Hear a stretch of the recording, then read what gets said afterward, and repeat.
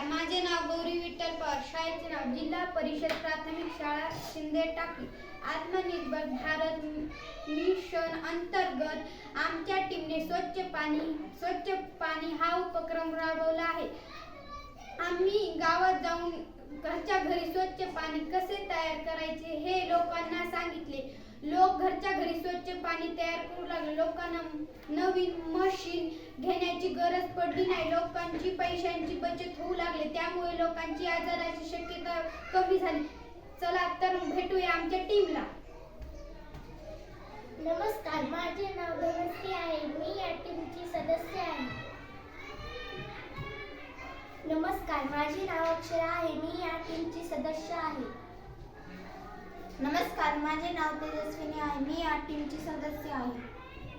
नमस्कार, माझे नाव साई आहे. मी या टीमची सदस्य आहे.